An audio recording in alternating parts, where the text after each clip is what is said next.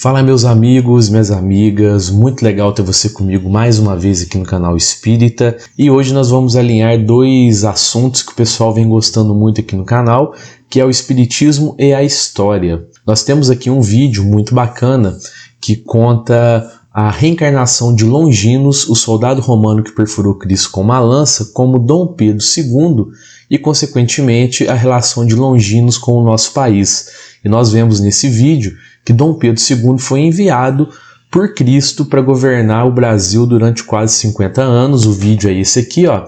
E o link dele também está na descrição. Então depois que você assistir esse vídeo aqui, vai lá e assiste esse do Dom Pedro que tá muito bacana, viu? Nós temos aqui também um vídeo que conta a história de Judas e a última reencarnação dele aqui na Terra, na Europa do século XV, como a grande heroína francesa Joana d'Arc. O vídeo é esse aqui e o link também está na descrição, é só você ir lá depois e assistir. E hoje, então, vou mostrar para vocês como que surgiu esse projeto do Brasil. Porque o Brasil é um projeto do plano espiritual. O Brasil é um projeto de Cristo. Cristo projetou o surgimento do nosso país para que o seu evangelho aqui floresça e se espalhe pelo mundo todo, principalmente após o ano de 2057, que é quando nosso planeta entrará em uma nova fase, será um planeta em regeneração. Então é muito interessante a gente ver como que Cristo projetou essa nova nação, no caso o Brasil. Dali 5 séculos ele enviou o Consolador prometido que ele havia prometido. Ele enviou esse Consolador na forma de uma nova doutrina, primeiramente na França, onde Allan Kardec a codificou, e depois o Consolador prometido, essa doutrina veio para o Brasil e aqui cresceu, fortaleceu, e daqui essa doutrina que ensina os ensinamentos puros de Cristo está se espalhando pelo mundo todo. Então o Brasil é esse projeto de Cristo para que o seu evangelho crie raízes, fortaleça e se espalhe por todos os países do nosso planeta. E eu queria pedir para você se inscrever aqui no canal, ativar o sininho das notificações, dá um joinha aqui nesse vídeo, comenta, compartilha, porque assim você vai estar ajudando na divulgação da doutrina espírita, e divulgar a doutrina espírita também é um ato de caridade. Pessoal, e esse vídeo, mais um vídeo aqui no canal que se baseia no livro Brasil, Coração do Mundo, Pátria do Evangelho, um livro que foi psicografado pelo nosso amado Chico Xavier, enviado por Humberto de Campos, e a primeira edição foi publicada no ano de 1938 pela Federação Espírita Brasileira. Pessoal, muito interessante desse livro, eu estava vendo uma live onde estava o Geraldinho Lemos, grande figura do espiritismo, médium, editor, palestrante e grande amigo do Chico Xavier. Então ele estava dizendo que, na verdade, Humberto de Campos não escreveu o livro, ele apenas copiou o livro, porque essas informações estão no plano espiritual, como se houvesse ali um grande arquivo contando a história do nosso planeta, a história da humanidade e a história do Brasil, assim como de todos os outros países. Então, Humberto de Campos ele teve essa autorização para transcrever essas passagens que estão contidas então nesse arquivo, e ele enviou para nós através da mediunidade do Chico Xavier. Um livro maravilhoso, quem não leu ainda, eu recomendo a leitura de Brasil, Coração do Mundo, Pátria do Evangelho. Muito bem, pessoal, então vamos lá.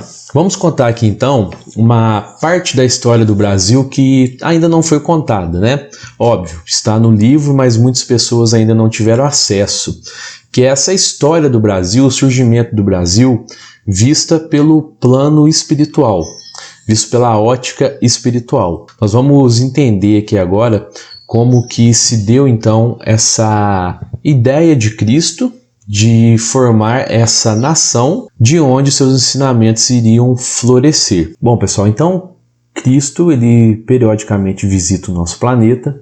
Em uma das suas visitas, mais ou menos ali no século XIII, estávamos no período das Cruzadas, já estávamos no fim desse período. As Cruzadas, que foram expedições militares, que aconteceram entre os anos de 1095 e 2091, onde os reis europeus, com o apoio do Papa, às vezes o Papa com o apoio dos reis europeus, tinham a intenção de livrar a Terra Santa do domínio islâmico, reconquistando assim Jerusalém e outros lugares por onde Cristo teria passado a vida dele, teria realizado a obra dele.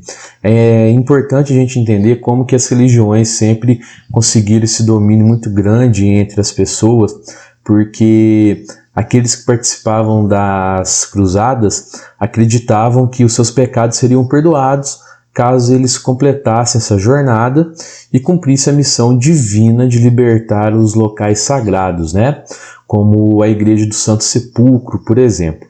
Então, nesse período, houve muita matança, muito derramamento de sangue, e tudo isso em nome de Cristo. Então, obviamente que quando Cristo esteve na Terra, em uma dessas visitas periódicas, ele não gostou do que viu, se entristeceu muito, ele viu que a humanidade havia deturpado os ensinamentos dele, a humanidade estava caminhando por um caminho muito egoísta, de muita ganância, de muita violência, e violência tendo o nome dele como pretexto, o enriquecimento de algumas pessoas tendo o nome de Cristo como pretexto, e ele procurou, sem encontrar, os últimos resquícios daquele que tinha sido até então o seu último enviado na Terra, Francisco de Assis, e ele não encontrou os resquícios do trabalho dele. Então, diante de tudo isso, começa um diálogo entre Cristo e Eliu, um dos espíritos que o acompanhavam, e após esse diálogo, Eliu e seus companheiros espirituais trazem Cristo até as Américas, onde seriam as Américas no futuro,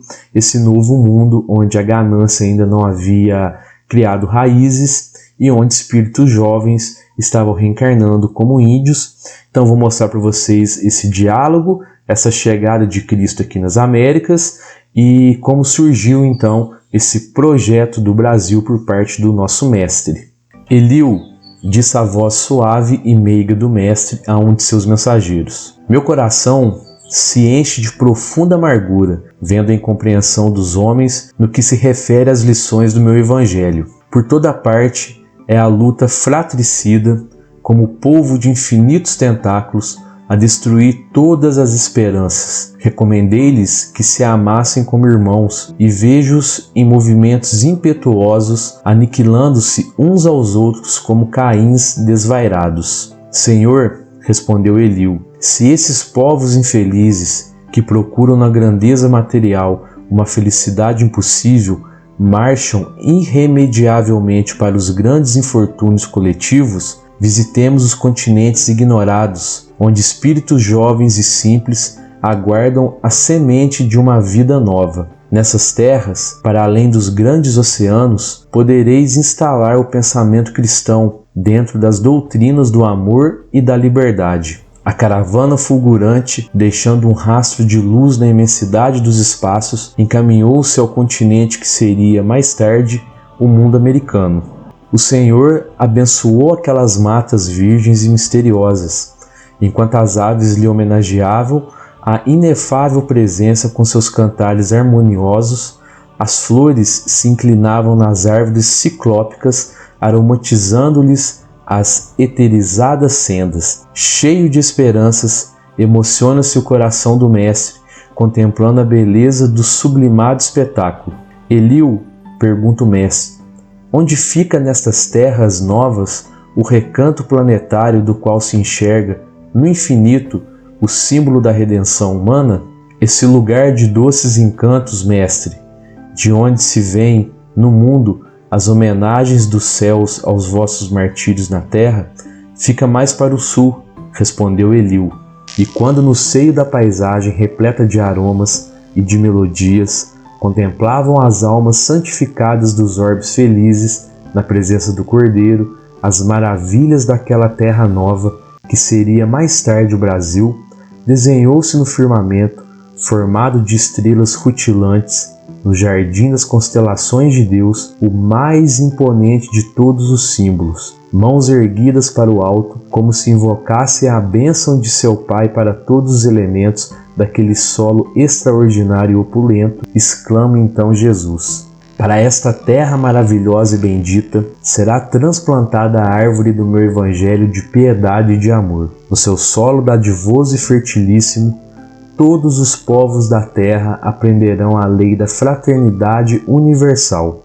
sob estes céus serão entoados os hosanas mais ternos à misericórdia do Pai Celestial. Tu, Eliú, reencarnará na terra, no seio do povo mais pobre e mais trabalhador do Ocidente. Instituirás um roteiro de coragem para que sejam transpostas as imensidades desses oceanos perigosos e solitários que separam o velho do novo mundo. Instalaremos aqui uma tenda de trabalho para a nação mais humilde da Europa, glorificando seus esforços na oficina de Deus. Aproveitaremos o elemento simples de bondade, o coração fraternal dos habitantes destas terras novas, e mais tarde ordenarei a reencarnação de muitos espíritos já purificados no sentimento da humildade e da mansidão entre as raças oprimidas e sofredoras das regiões africanas, para formarmos o pedestal de solidariedade do povo fraterno que aqui florescerá no futuro, a fim de exaltar o meu evangelho nos séculos gloriosos do porvir. Aqui, Eliú, sob a luz misericordiosa das estrelas da cruz, ficará localizado o coração do mundo. Muito interessante, pessoal, essa passagem aqui do diálogo. Tu, Eliú, reencarnará na terra no seio do povo mais pobre e mais trabalhador do Ocidente. Instituirás um roteiro de coragem para que sejam transpostas as imensidades desses oceanos perigosos e solitários que separam o velho do novo mundo. Nós precisamos entender então o seguinte: a partir desse momento, todas as pessoas que levaram Portugal a se tornar uma grande potência marítima reencarnaram com esse objetivo.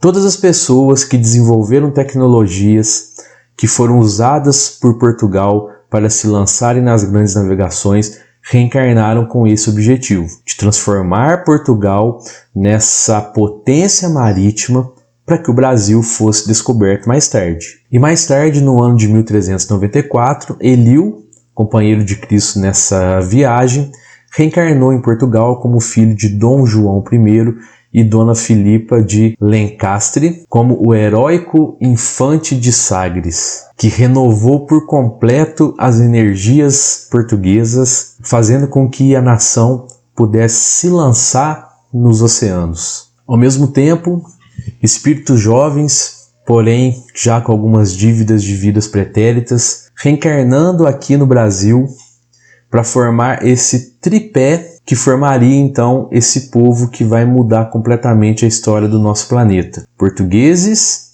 índios e, por fim, nossos irmãos africanos, esses espíritos que foi mencionado por Cristo aqui durante esse diálogo, quando Cristo disse, mais tarde ordenarei a reencarnação de muitos espíritos já purificados do sentimento da humildade e da mansidão, entre as raças oprimidas e sofredoras das regiões africanas, para formarmos o pedestal de solidariedade do povo fraterno que aqui florescerá no futuro, a fim de exaltar o meu evangelho nos séculos gloriosos do porvir. Então, nesse tripé, temos também os nossos irmãos africanos que formaram o povo brasileiro.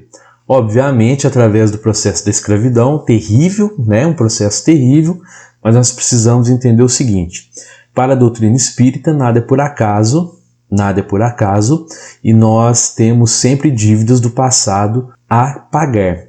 Então, quer dizer que o espiritismo acha normal, acha comum a escravidão? De maneira nenhuma. Precisamos entender apenas o contexto e a época. Então, naquele momento, aquilo era necessário, aqueles espíritos, passar por aquela prova, por aquela expiação, porém já eram espíritos que tinham essa questão do sentimento da humildade bastante aflorada, e eles escreveram então esse capítulo tão bonito de abnegação, de resignação em prol de toda a humanidade, porque aquele período de escravidão não foi em vão.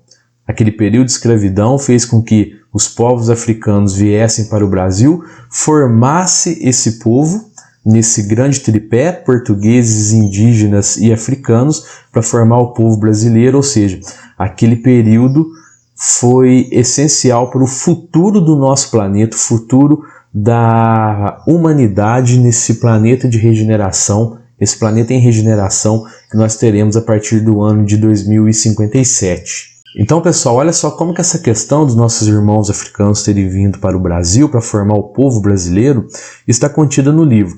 não apenas no livro, mas nos arquivos que estão no plano espiritual. Está assim, ó: além deles, os índios e os portugueses, né, almas bem-aventuradas pelas suas renúncias, encarnaram nas costas da África flagelada e oprimida, e, juntas a outros espíritos em prova, os índios, formaram a falange abnegada que veio escrever na terra de Santa Cruz, com seus sacrifícios e com seus sofrimentos, um dos mais belos poemas da raça negra em favor da humanidade. Por que um dos mais belos poemas da raça negra em favor da humanidade? Porque a vinda dos africanos para o Brasil foi um dos fatores essenciais que transformará o Brasil, então, nessa potência espiritual a partir do ano de 2057, que irá transformar o Brasil no coração do mundo, a pátria do Evangelho. Porque os africanos, então, junto com os índios portugueses, formaram o povo brasileiro, que irá levar a palavra, o Evangelho de Cristo para todo o mundo, não só portugueses, africanos e indígenas, né? Depois vieram outros povos também para compor aqui o povo brasileiro. Pessoal, eu espero que vocês tenham gostado do vídeo e queria te lembrar para você se inscrever aqui no canal, ativar o sininho das notificações e dar um joinha aqui no vídeo, tá bom? Um fraterno abraço a todos e que assim seja!